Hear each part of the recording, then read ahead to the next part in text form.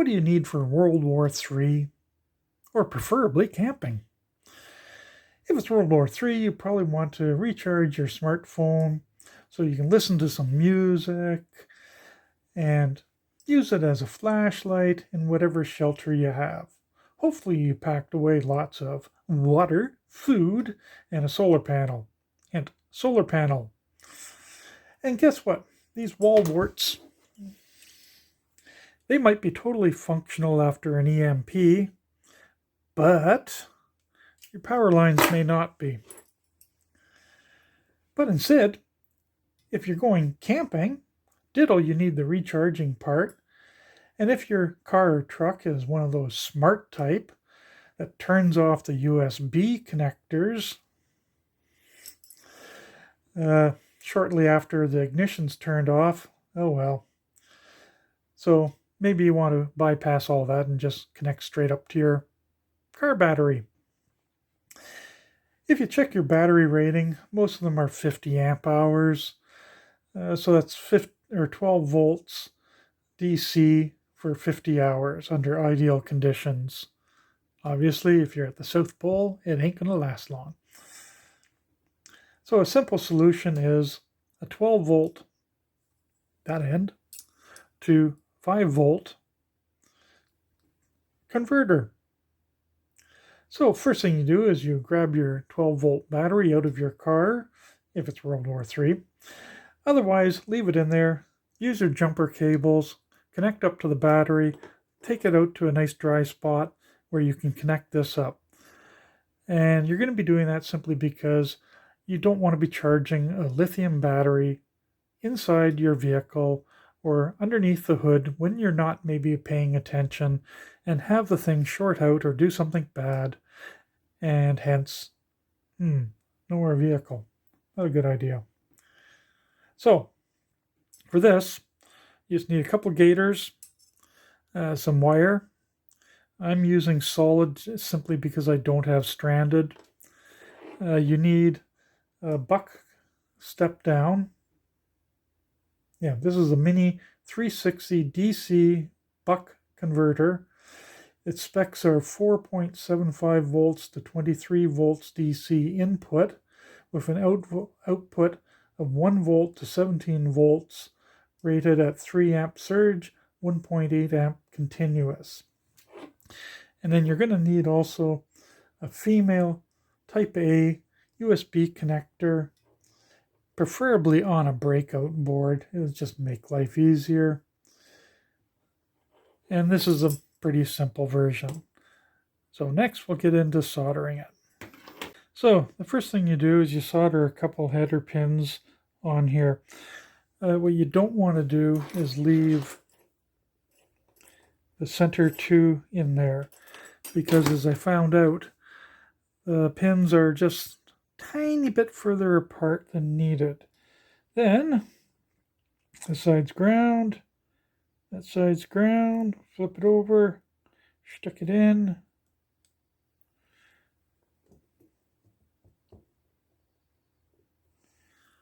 My soldering ability sucks. It's been a while.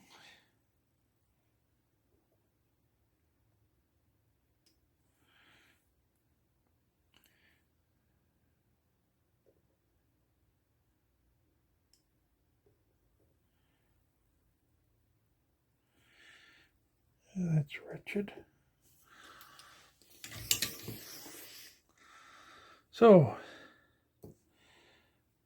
isn't that just pretty? Not meant to be pretty, meant to be done quickly. Next, some wire. Negative is ground. Stick it in there.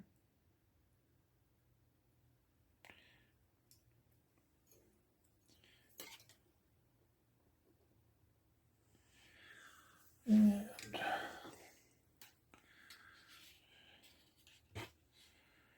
just shows what happens when you've been away from electronics for 20 odd years. You lose some of your skill.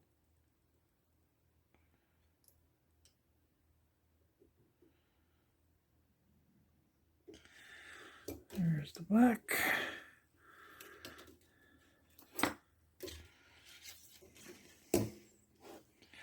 Oh, right. Just 1 second. Pause.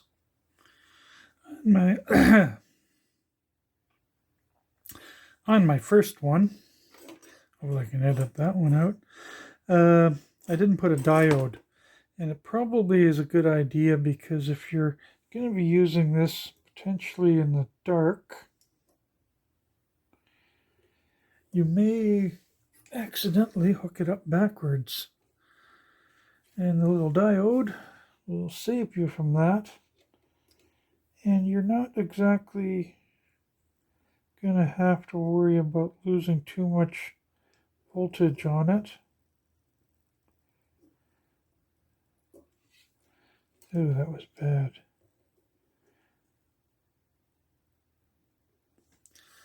Not going to have to worry about losing too much voltage on it because you're basically going down from 12 to 5.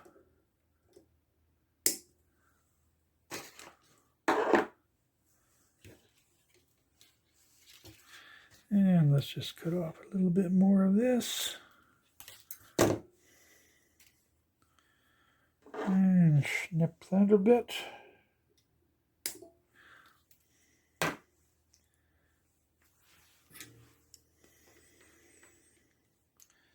Let's just tin this.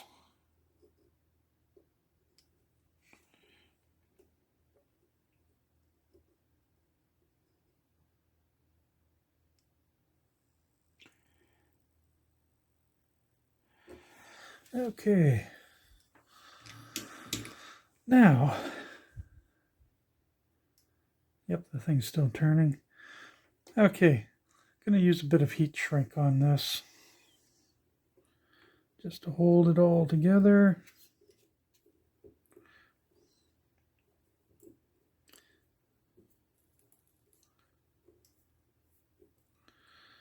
But you want to leave enough so you can get out to the terminals.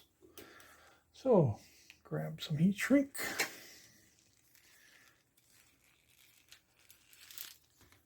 Couldn't believe how cheap this stuff was now.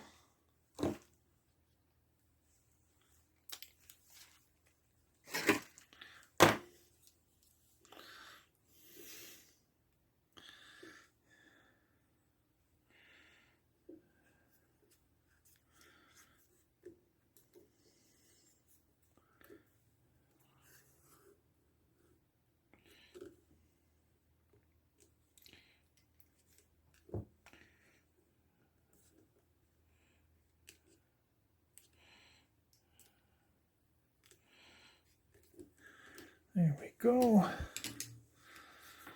Some people have those nice fancy heat guns. I've got a soldering iron. Keep in mind this is not meant to be waterproof. You're going to have to use this in a dry spot because that sure ain't waterproof. Next, a couple of these.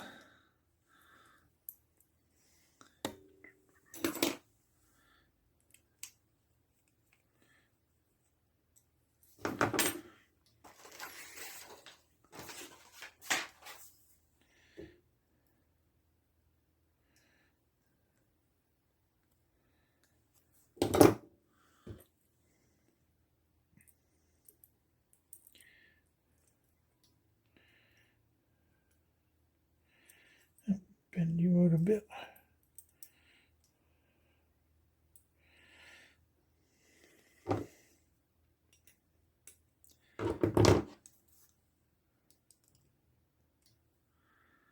Hopefully I'm keeping this in focus. Not going to bet on it. And I did it backwards. Might as well use good technique at least. Try to.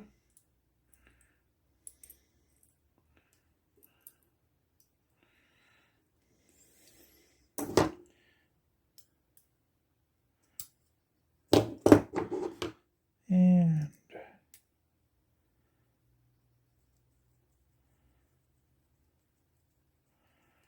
there we go. I'm not going to pinch this down yet, just in case I fouled up.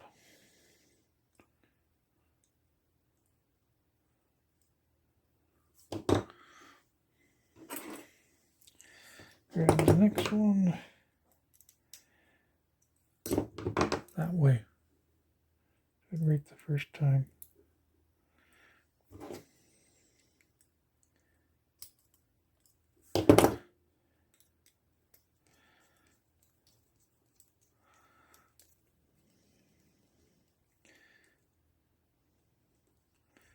There. Presto, it's done. Except for now, you have to actually set it to the proper voltage. Now I'm going to use my power supply. Instead of dragging in my battery, it's set at 12 volts.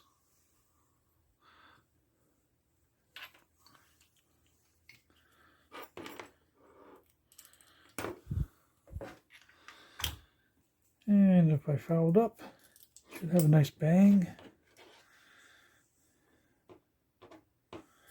Okay, now, meter.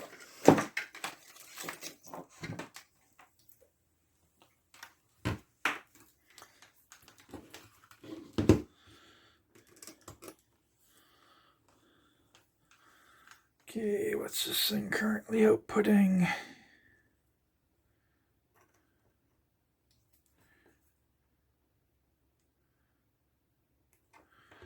Let's make sure we got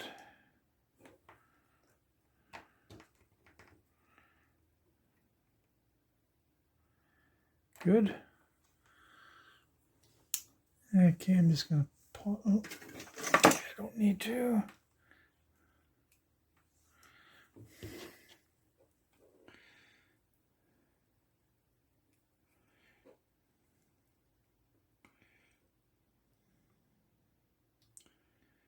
Okay, somewhere to attach to. There we go.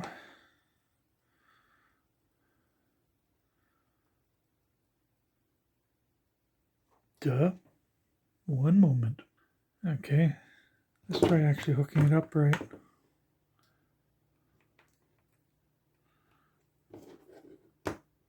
Stay. Don't move. I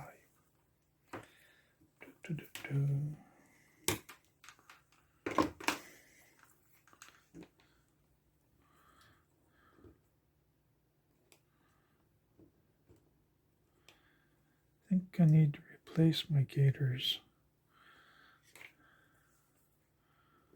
Okay. So putting 10-ish. Need to adjust that.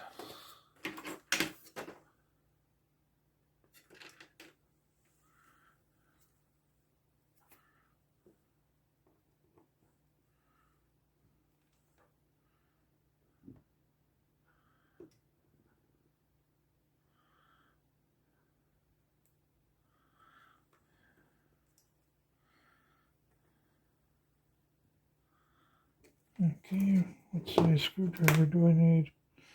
That one ain't working.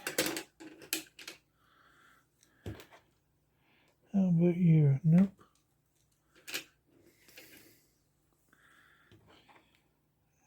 You. Yes. So, try this again.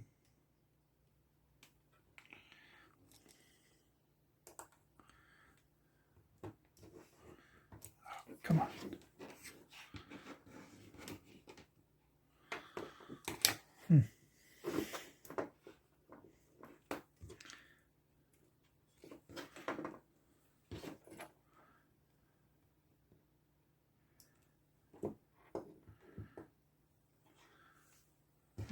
Need a brick.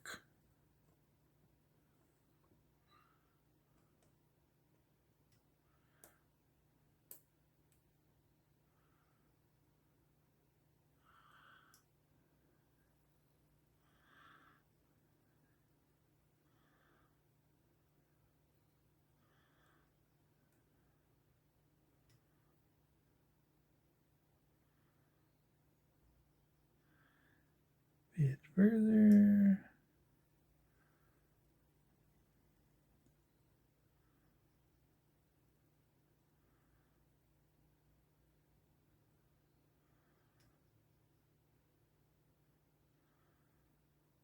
Close enough.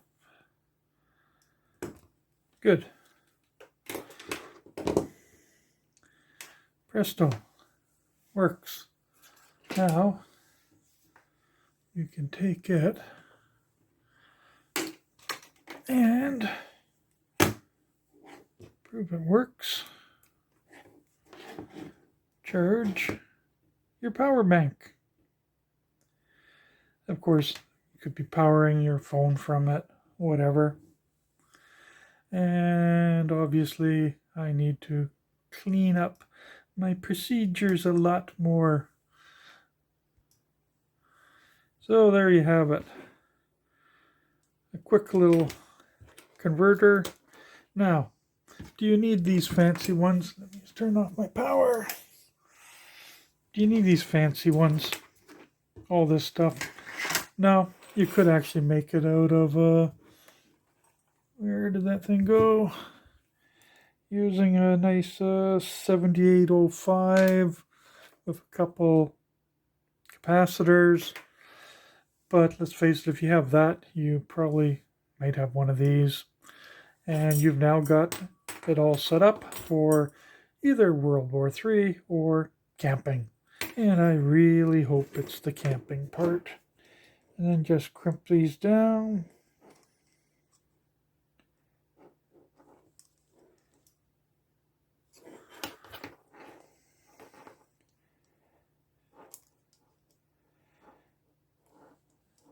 And done. And I really can't see how people can talk and work at the same time. Have a good day. Bye.